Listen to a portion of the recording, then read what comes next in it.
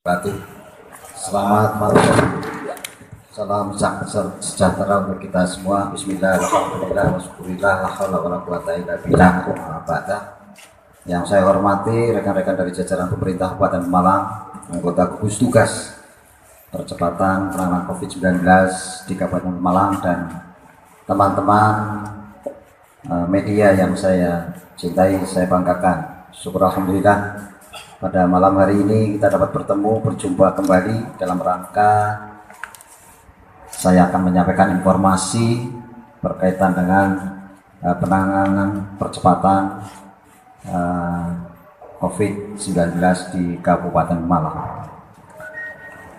Bapak, Ibu, dan hadirin serta teman-teman wartawan yang saya hormati, sudah lebih 2 bulan gugus tugas percepatan penanganan COVID-19 Kabupaten Pemalang bersama dengan gugus tugas kecamatan, gugus tugas desa, dan semua komponen masyarakat yang lain, khususnya di tingkat kabupaten, kecamatan, dan juga desa kelurahan, kita dihadapkan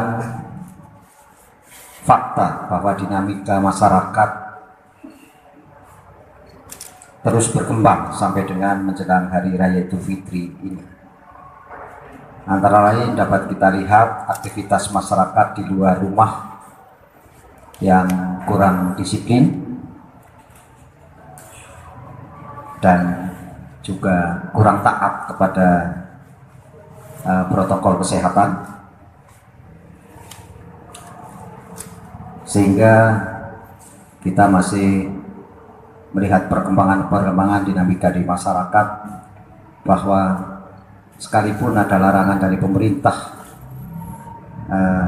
tentang mudik, tapi sampai dengan hari ini pemudik juga masih tetap berlangsung, sehingga Kabupaten Malang salah satu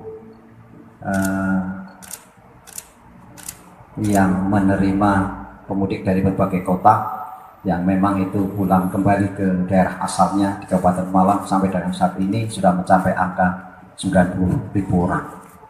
Ini perkembangan dari waktu ke waktu selama 2 bulan yang terakhir ini, bahwa Kabupaten Malang pemudik sampai dengan malam ini tercatat sampai dengan 90.000 orang. Konon informasi yang kita dapatkan bahwa Pemalang adalah 2 terbesar di Jawa Tengah. Maka tentunya berkaitan dengan hal tersebut, gugus tugas sedang melakukan kajian, yaitu untuk menetapkan langkah-langkah lebih lanjut berkaitan dengan percepatan penanganan COVID-19. Kalau nanti berkembangnya waktu, kita akan mengambil langkah berkaitan dengan pendisiplinan warga masyarakat yang ada di Kabupaten Malang. Beberapa waktu yang lalu juga saya telah menyampaikan bahwa terkait dengan klaster peserta Ijtima Ulama yang berangkat ke Goa, Sulawesi Selatan dari Kabupaten Malang, terdapat 4 orang yang pada akhir Maret 2020 telah kembali ke rumah. Kepada mereka telah dilakukan pemeriksaan kesehatan dan tidak ada gejala klinis yang ditemukan. Namun demikian, untuk memastikan ada tidaknya penularan, beberapa hari yang lalu kepada 4 orang dimaksud beserta keluarganya telah dilakukan pengambilan sampel untuk pemeriksaan laboratorium. Dari 4 orang yang kita ambil swab, dikembangkan menjadi orang yang pernah kontak dan juga keluarganya kita ambil swab sampai dengan 26 orang yang kita ambil swabnya. Dan pada malam hari ini saya mendapat laporan dari Dinas Kesehatan bahwa dari 4 orang yang sudah diambil swab klaster Ijtima Ulama di Goa, Sulawesi Selatan itu salah satunya terkonfirmasi positif. Jadi dari 4 orang yang dulu juga sudah di tracking, diambil swabnya, dan hari ini kita dapatkan bahwa salah satu peserta itu ternyata terkonfirmasi positif COVID-19. Inisial S, usia 65 tahun, jenis kelamin laki-laki, di Kecamatan Petarukan. Yang bersangkutan saat ini sudah dilakukan perawatan di rumah singgah penanggulangan COVID-19 di gedung PGRI. Berkaitan dengan hal tersebut, update pantauan penanggulangan COVID-19 di Kabupaten Pemalang kembali berubah sebagai berikut. Jumlah total positif sampai dengan hari ini menjadi 28 orang. Jumlah dirawat ada 5 orang, jumlah sembuh ada 22 orang, dan jumlah meninggal 1 orang. Gugus Tugas kembali menyampaikan terima kasih kepada segenap masyarakat yang telah bekerjasama dalam rangka memutus mata rantai penyebaran COVID-19.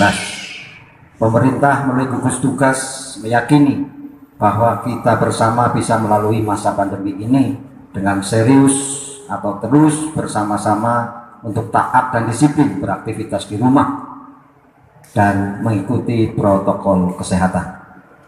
Perlu saya informasikan kepada Bapak Ibu sekalian, sebagaimana tadi saya sampaikan bahwa ada kemungkinan minggu depan akan saya berlakukan jam malam di Kabupaten Pemalang.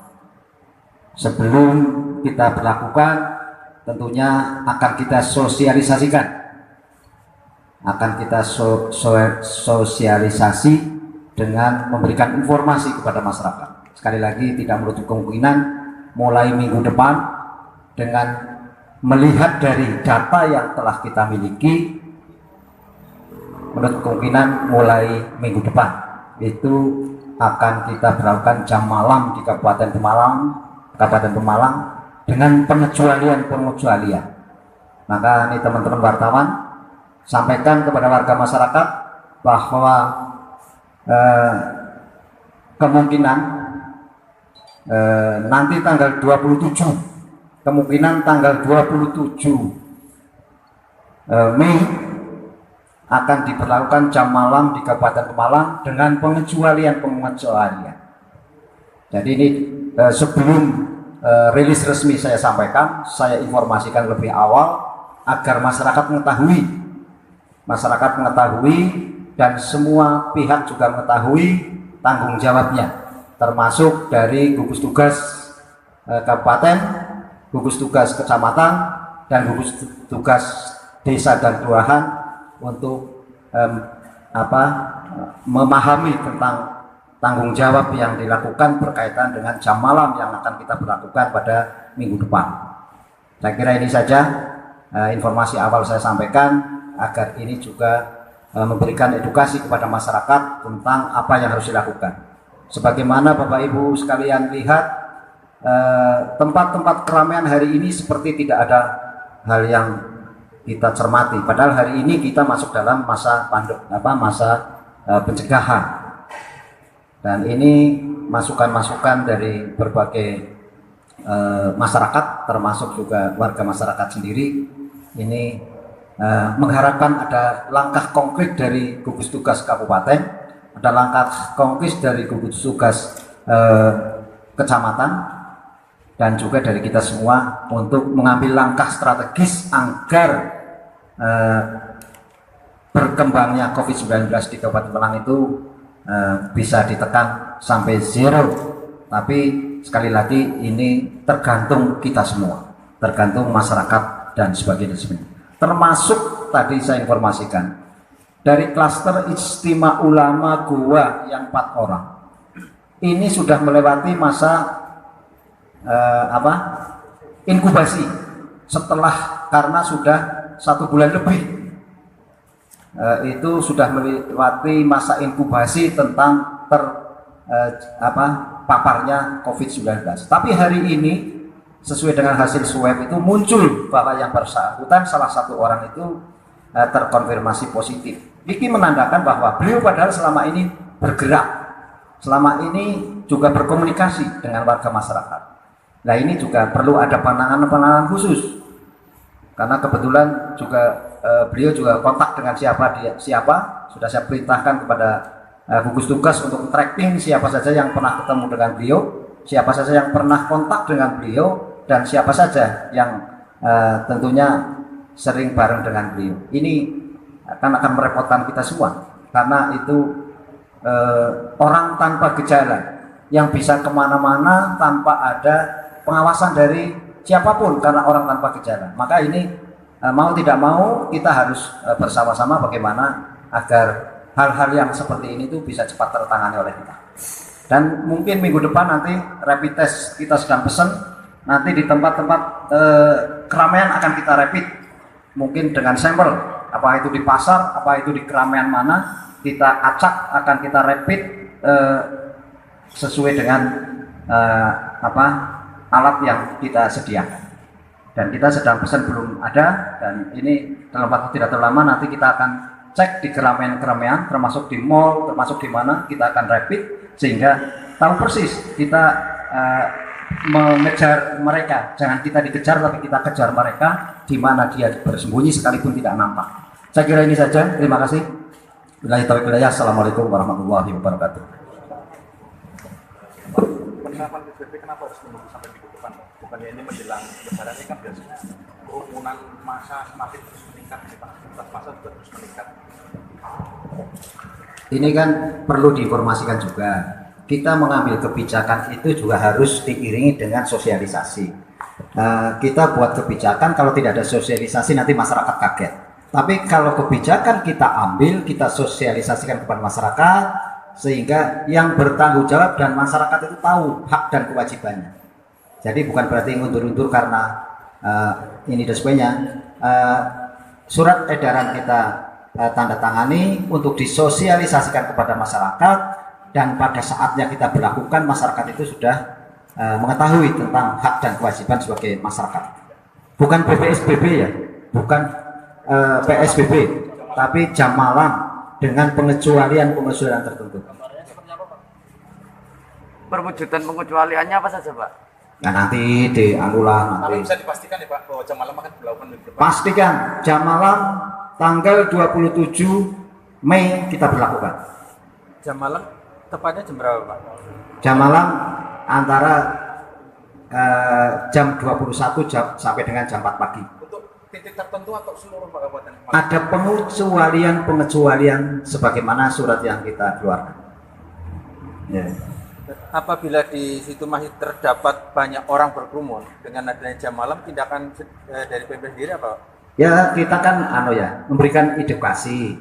Kalau nanti ada, kita siapkan mungkin sanksi-sanksi sosial sebagaimana yang diberlakukan di PSBB.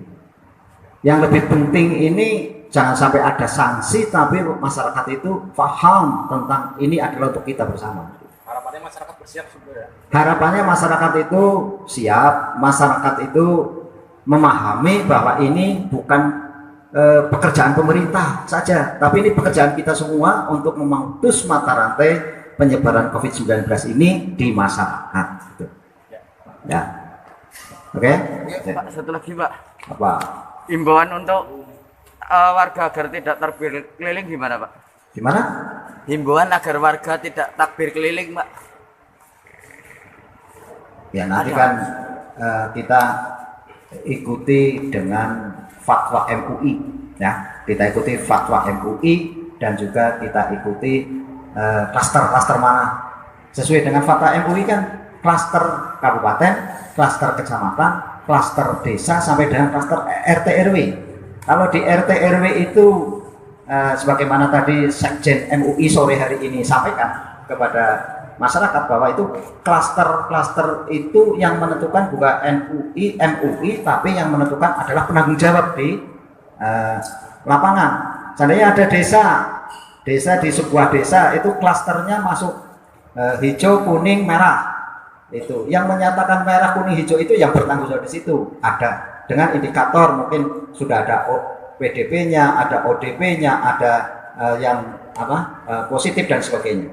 Jadi kalau di kecamatan juga demikian, karena luas wilayah negara kesatuan Republik Indonesia sangat luar biasa, termasuk luas wilayah di kabupaten, kota, provinsi juga sama saja. Tidak sama antara mungkin yang satu etni hijau, yang satu merah kan tidak sama, tidak bisa digeneralisir seluruh Indonesia dan juga seluruh provinsi dan kabupaten.